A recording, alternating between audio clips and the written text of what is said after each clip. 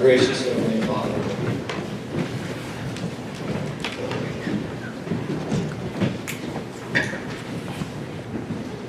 ask for your blessing on each and every one that's here, and your blessing on, special blessing on all those who have served and are serving.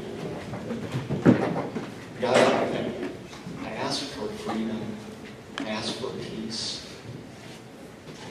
God, it was so moving to hear the kindergartners pledge allegiance. The choir singing the national anthem. God, I pray that that happens for years and decades to come. God, I thank you for every one of our young men and women that are serving in the military.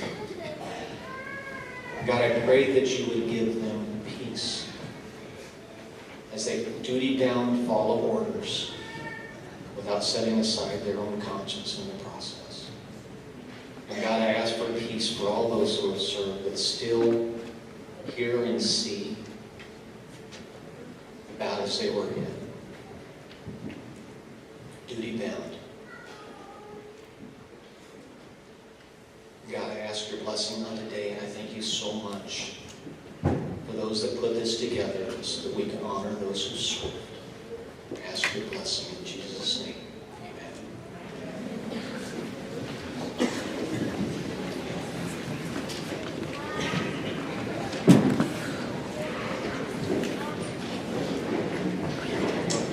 Now we have God Bless America by Grade 6 Band.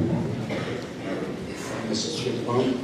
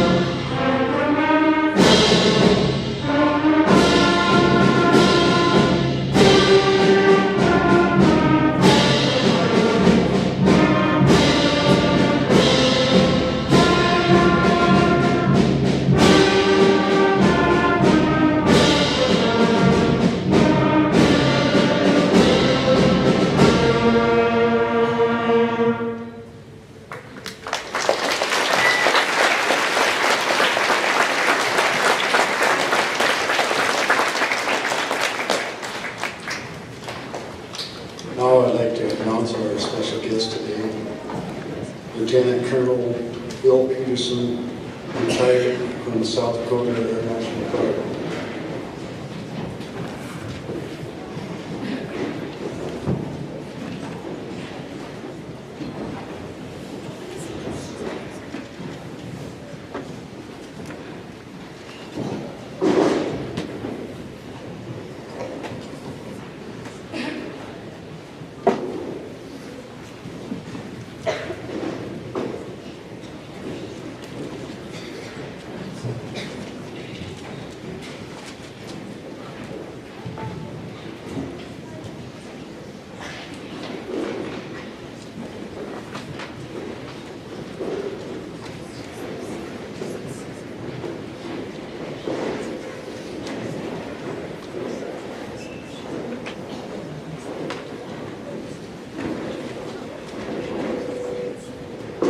Hear me okay?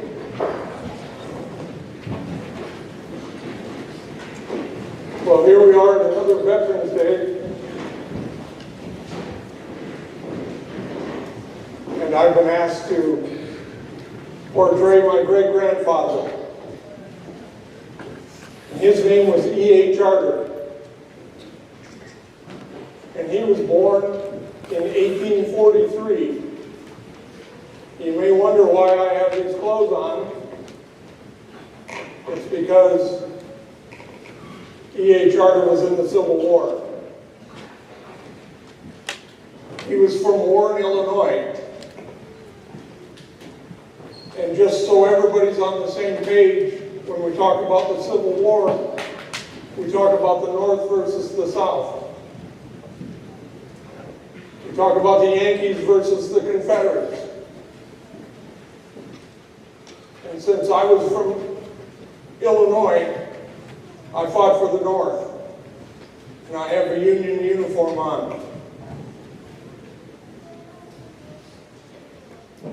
The Civil War started when I was 18 years old,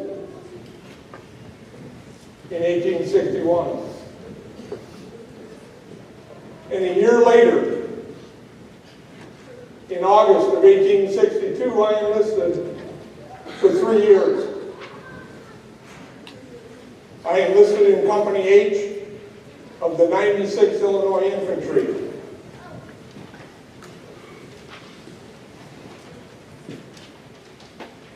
I was assigned duty as an ambulance driver. That doesn't mean that that's all I did, but when there was sickness or a battle, I drove an ambulance. Now, a little different than the ambulances we know today. An ambulance driver, his duties were to take care of the horses that pulled the ambulance, to see that they were fed, to see that they were shoed, shod, to see that they had shoes on. And everything else with the animals, the ambulance driver was in charge of that. And to keep the ambulance in good shape. But when we weren't doing that duty, we were fighting just alongside the rest of the infantry.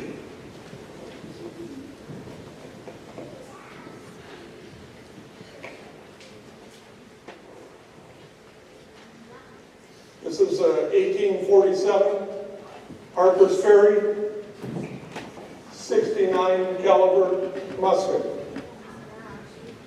with bayonet attached.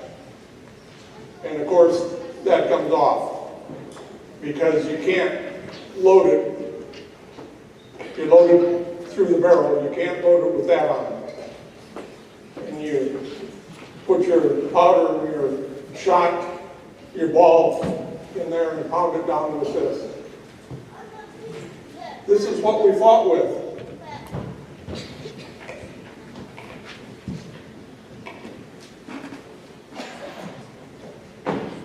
You're welcome to walk by the table after the meeting is done. You can take a look at it, but please don't touch it because the oil on our fingers makes it rust. I also have some pictures, and I'll explain what they are here as we go along. The 96th Illinois went to Tennessee. And the battle I want to talk about is the Battle of Chickamauga, which is right on the North Carolina-Tennessee border. On September 19th, 1863, Company H was out on picket duty. And unbeknownst to us, during the night, the Army withdrew, and they forgot to call in the pickets. They forgot to tell us. When we got up in the morning, there was no Army there. And there were 21 of us out on picket duty.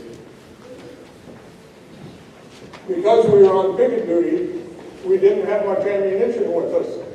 We only had 47 cartridges. We used those cartridges, and then we were defenseless, and we were surrounded. And obviously we had to surrender. We were sent to Danville Prison.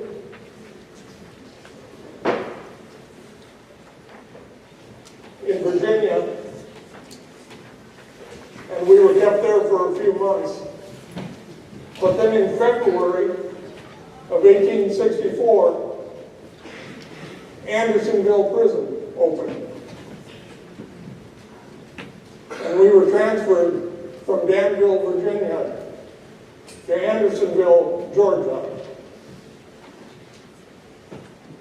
Now, at first we were kind of excited because we heard that it was a brand new prison camp.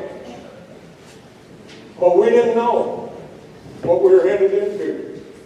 When we got there, all it was a stockade encompassing 26 acres with a stream running through the middle of it. That was our water, was that stream. It was also our latrine on the far end where the water exited the stockade. Inside the stockade, there was what they called a deadline. 16 and a half feet in from the stockade was the deadline. It was just posts with a board across the top. If you crossed that deadline and approached the stockade, you were immediately shot by the guards in the tower. So 16 and a half feet all the way around inside the stockade. The rest of the 26 acres was prisoners. I want to tell you, friends, that by July of 1864, there were 33,000 of us in 26 acres.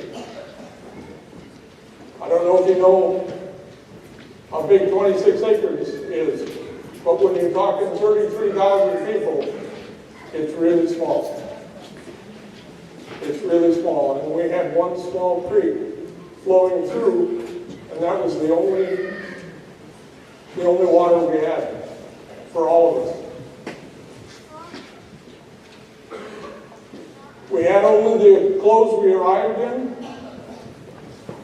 How would you like to wear the clothes that you're wearing now for 18 months? Sleep in them, wear them every day. The only time you got a chance to wash them was if it was raining. We took off as much as we could when it was raining and washed them as best we could. That's all we could do. We slept in them, slept on the ground. There were no buildings, no tents. We were at the mercy of the hot Georgia sun in the summer and the cold, damp winters in Georgia.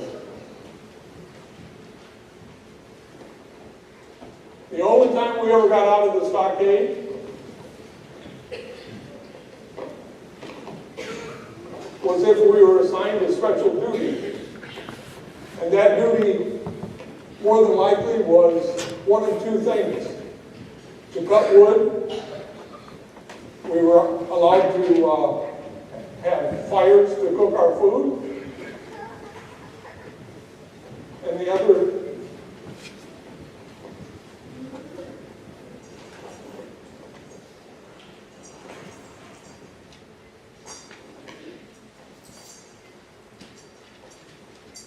anyway, if you went outside of the stockade, you had to wear this. Now, you may think that's no big deal, but over 20 pounds. And there's no way you could run anywhere, and this was attached to your ankle.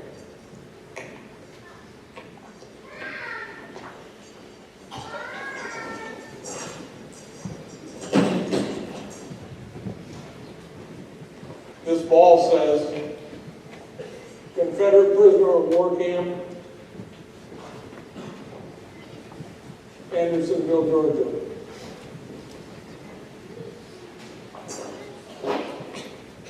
That's what we had to wear when we were able to leave the camp.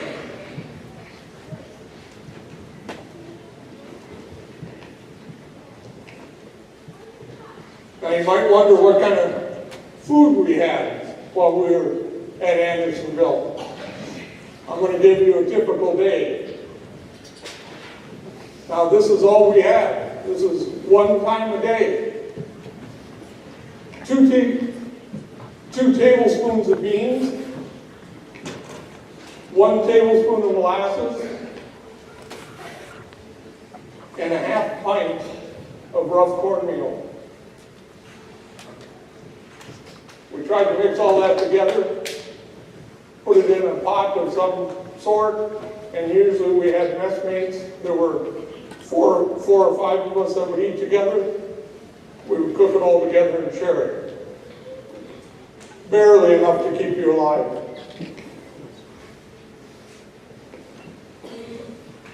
As the summer of 1864 wore on, the creek almost dried up. The name of it, unbelievably, was Sweetwater Creek, but it was anything but.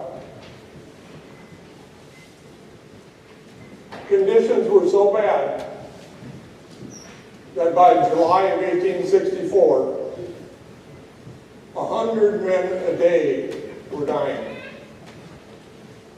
And that was one of the other reasons that we could go out of the camp, was to cut wood and to bury the dead.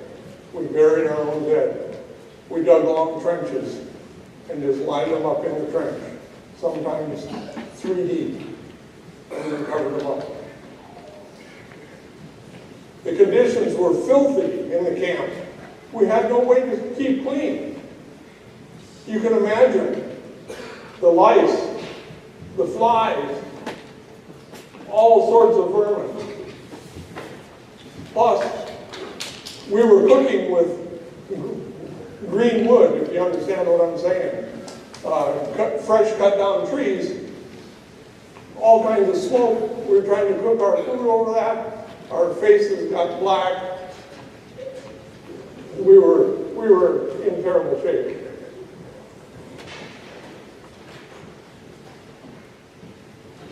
The situation in July of 1864 became desperate.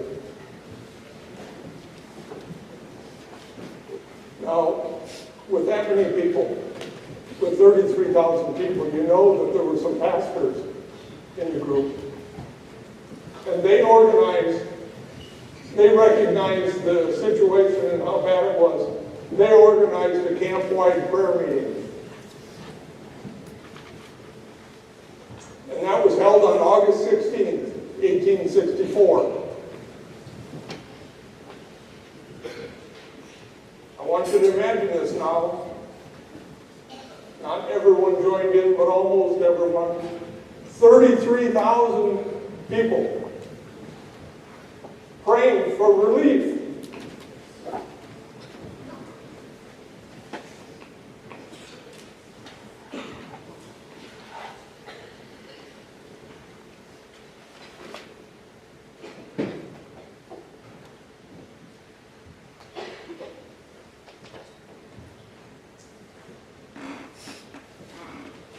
And a cloud came up and hovered right over those 26 acres. And it started to rain. And out of that rain cloud came a bolt of lightning. And it hit the ground in the deadline, 16.5 feet, and right next to it, 33,000 men. That stroke of lightning hit right in the 16.5 feet, and a stream of water gushed out of the place where the lightning hit. A stream of fresh, clear water. My friends, I have been to Andersonville 3 times. That stream is still flowing. All these years later.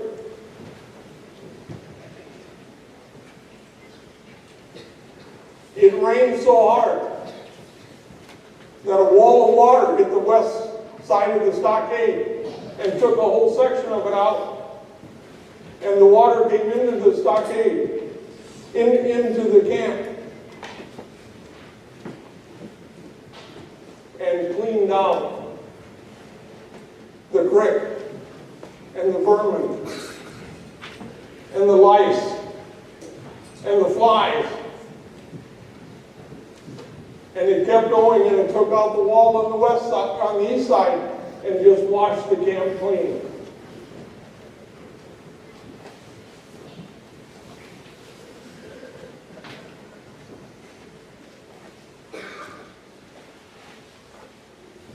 All because 33,000 men got on their knees and prayed that God would alleviate their suffering. Conditions were never as bad as they were in the summer of 1864 after the rain.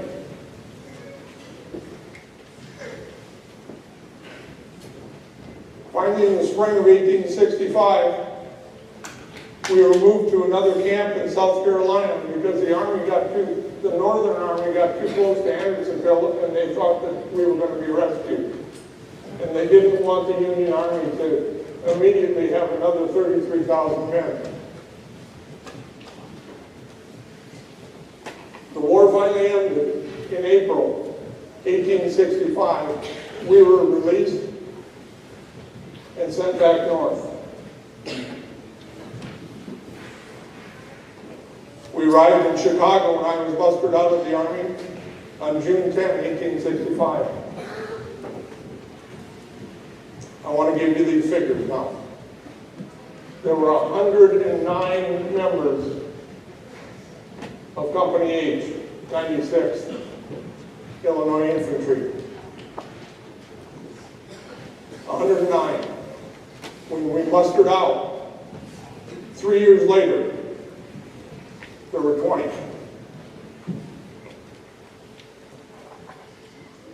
Of the 21 captured, when we were on picket duty, there were 21 of us out on picket duty.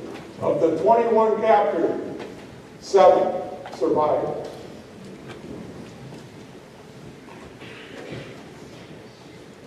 It was a difficult experience. But it's something that we need to learn from. What our forefathers suffered and went through to preserve our country.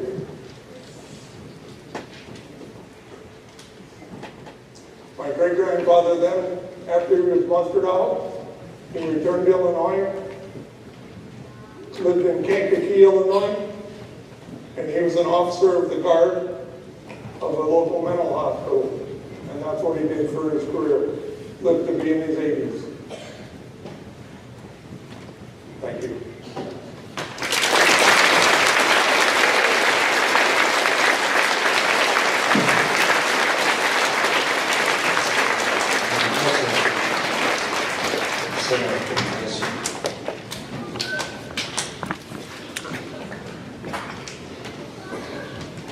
Salute to freedom. And this is my country. By Victor D. Master.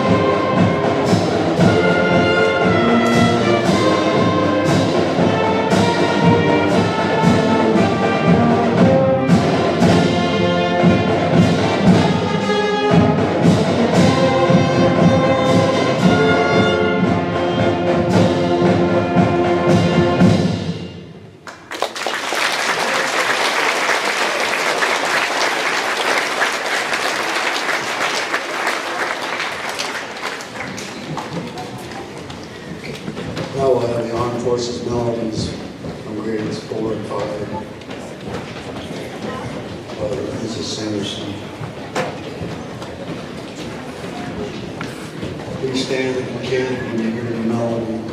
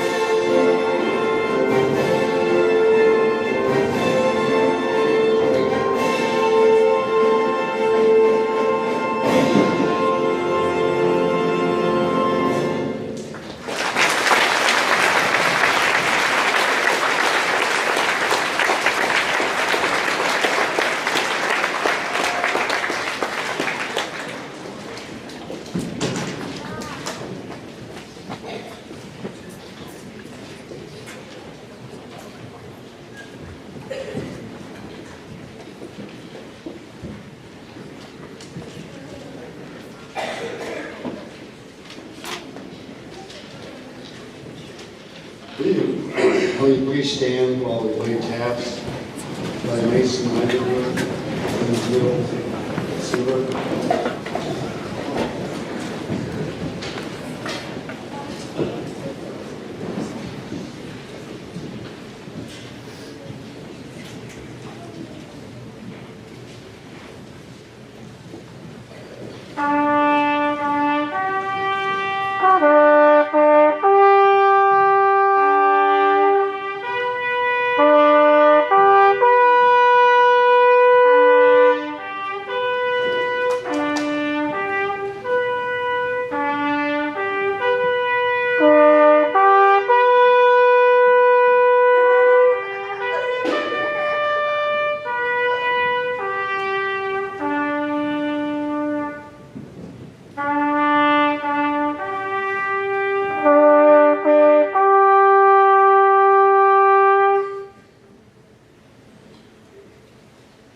Now, color guard, will you please retire the colors?